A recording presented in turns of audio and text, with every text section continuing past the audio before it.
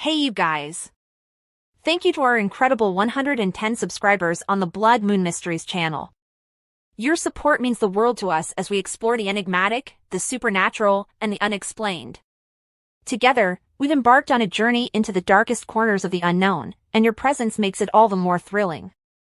With every like, comment, and share, you're helping our community grow and unravel the mysteries of the cosmos. This is just the beginning of Blood Moon, and we can't wait to delve deeper into the arcane with you by our side. As a token of our gratitude, we promise to keep delivering true spine-tingling tales, mind-bending theories, and breathtaking discoveries. Stay tuned for more moonlit adventures and join us in deciphering the enigma of the night sky. Here's to the next 100 subscribers and beyond. Thank you for being a part of our cosmic family. Now sit back, relax, and enjoy this creepy presentation.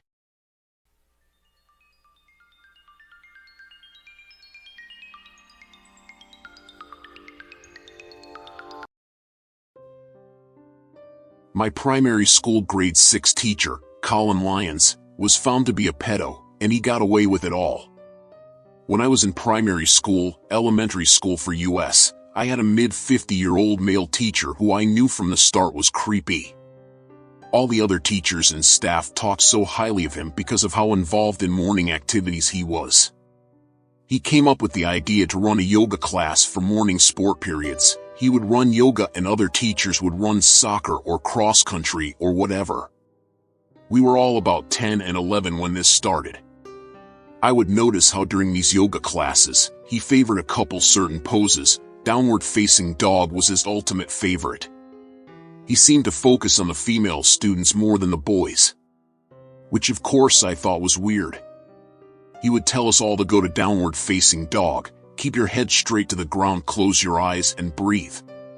While he would circle around the class and assumingly look at the girls wearing skirts and shorts, weirdly he made it a requirement for girls to wear only shorts or skirts for yoga.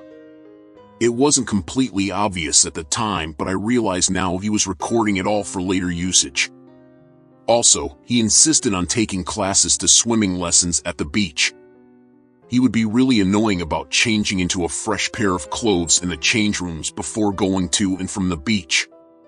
At the time I thought fair enough.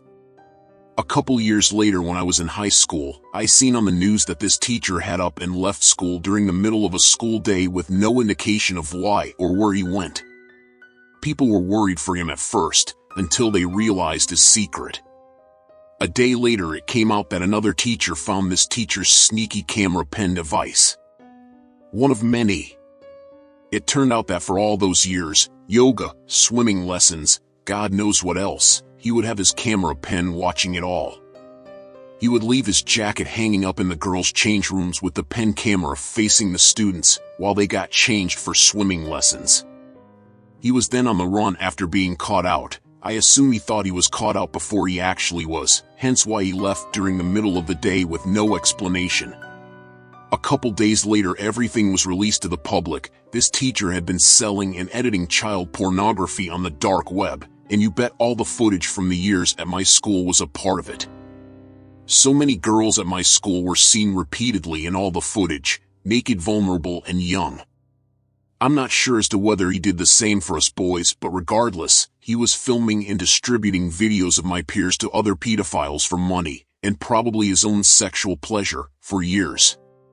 They found piles and piles of footage on his home computer, in the same house his kids and wife lived in, oblivious to his true nature. He was eventually caught by police, brought before the judge, and on behalf of his psychologist, he got away with it all. His psychologist apparently pleaded that this teacher was suffering from depression and other mental illnesses, and that it would not be fair to put him in prison. I have no clue why the judge felt pity for this man, but to my knowledge he is in protective custody somewhere else away from where angry parents and teachers could find him. I'm sure he is still doing similar shit today, whatever ways possible. It makes me sick to think about this man being put on such a pedestal by other teachers and staff during my schooling days. They all assumed he was a passionate teacher who wanted to see kids reach their potential. In reality, he became a teacher to fulfill his sick urge, which he would still be catering to this day.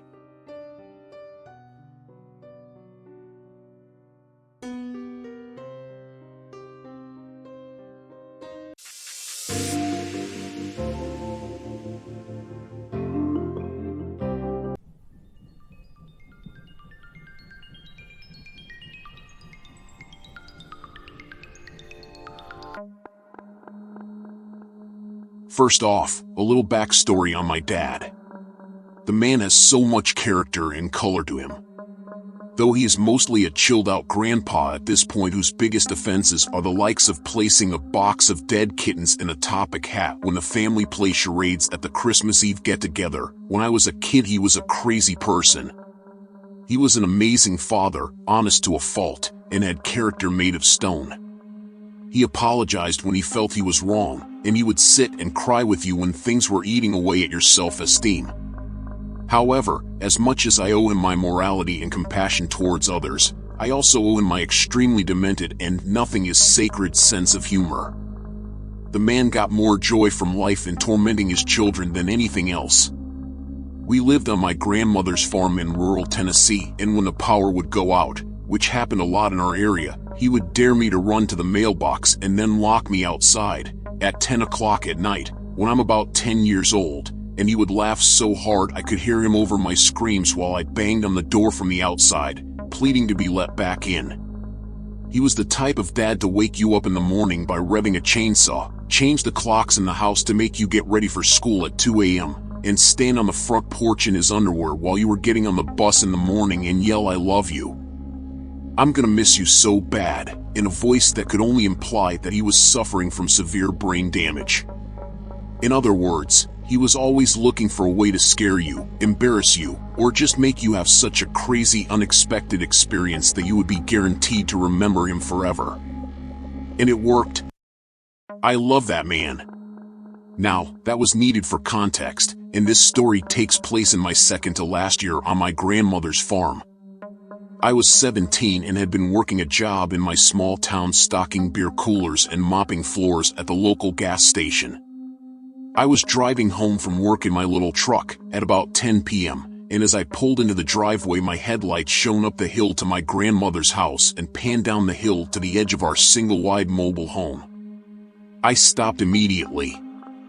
All four tires in the driveway, pointing straight to end of that straight stretch of gravel, I could see my dad. His old flatbed truck and my stepmother's minivan were parked pointing to the left, at the base of our trailer. He was standing behind them, with his back to my headlights.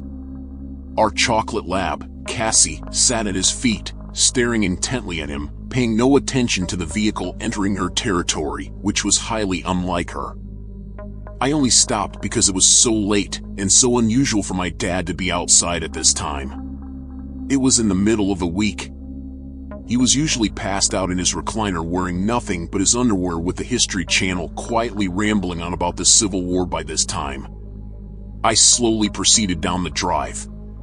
Our driveway was about half a football field in length, and as I drove slowly toward the bottom of the drive, my dad began to walk, still with his back turned to me, and stepped behind the vehicles, the height of my stepmom's van fully concealing him. It took another 15 seconds from that point for me to reach the end of the drive, and I pulled my truck in on the side of his flatbed, leaving me closest to the road. I grabbed my big gulp and got out of the truck. "Dad?"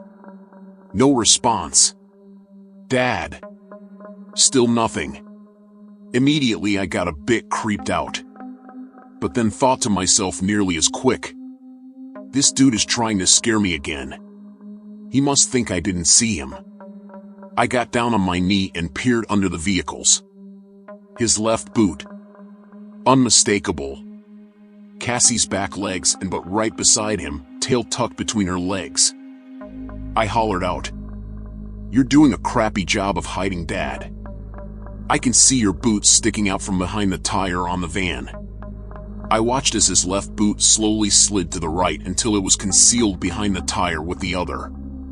Still no response. I called for the dog. "Cassie." She turned and literally scurried beneath the vehicles to get to me as if she was under heavy gunfire. She was whimpering when she got to me and acting very strange, as if she was terrified. She was acting how I would imagine a dog would act if they were constantly beat on, and I had never seen her behave that way before. When she got to me and I placed my hand on her, you could almost hear her breathe a sigh of relief. She was sticking to my legs like glue, and as I was still down on one knee and a bit off balance, she nearly knocked me over. I pet on her for a moment and tried to comfort her, but she seemed like she was afraid of something. With her tail still tucked between her legs, she pushed herself in between my legs as I stood up. It was after seeing how timid and odd Cassie was acting that I decided that I may be misreading the situation and I might need to get into the house. My dad was surely a prankster, but when he was caught, he was caught. He never drug things out once we caught on. He would come out and say something like, "I guess you kids ain't as gullible as you used to be. I'm gonna have to start stepping it up a notch." Dad didn't drink much, and never got drunk really, but I couldn't think of what the root of this odd behavior could possibly be, and it really started to weird me out. I made one last attempt at communication. "Dad, I know you're there. I saw you when I pulled in the driveway. The jig is up. What are you doing out here?" No response. I started around the front of my truck to round the vehicles and walk over to him. Cassie began to panic and whimper loudly, still glued to the inside of my ankles, crouched to the gravel with her head darting back and forth wildly. I stopped in front of my truck. I stand there for another moment in silence, waiting for something, but not sure what, and then announce, "Welp, I'm heading in.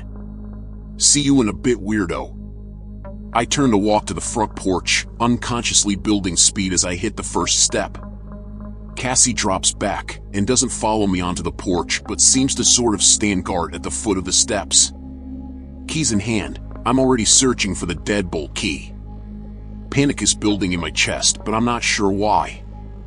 I hurriedly unlock the door and jump into the house, swing around and slam the door behind me, locking the deadbolt all in one fluid motion. From behind me I hear a voice yell, "What the hell?" I spin around. My big gulp drops to the floor and explodes across the living room floor. There sits my dad. In his underwear. Sitting up from a deep sleep in his recliner. I begin to hyperventilate and yell through gasps of air that there is a man in the driveway hiding behind the van. "I thought he was you. I was talking to him, Dad." I nearly collapsed into the floor. Within 15 seconds my dad is running out the back door of the house with a spotlight and a handgun, still wearing nothing but his underwear. He was outside for what felt like forever. When he came in he was pale as a sheet. He said someone was definitely out there, but he couldn't see them. He could hear them running, but when he pointed the spotlight in the direction of the footsteps, there was no one there. Crazy thing is, our trailer sat at the front of a 150-acre cornfield, and it was off-season, so everything was tilled down to the dirt. There was nowhere for anyone to hide. It was a terrifying experience, and I know it's one that seems easy to explain. My brain really wants to tell me that I had just foiled a car thief or something, or maybe even stopped a possible home invasion. The thing is though, my dad has an unmistakable posture, and an even more unmistakable walk. I know those were his boots I saw under the van. I also know that if he had somehow set all this up I would have heard about it for years, because it would have been one of his favorite stories to tell, how he scared me so bad when I was 17, and how funny it would have been. He does tell people about this from time to time, but he always ends with the same detail. That it wasn't until he was outside running around in his underwear with a handgun that I realized that Cassie had been sleeping in the floor next to his recliner when I ran in the door.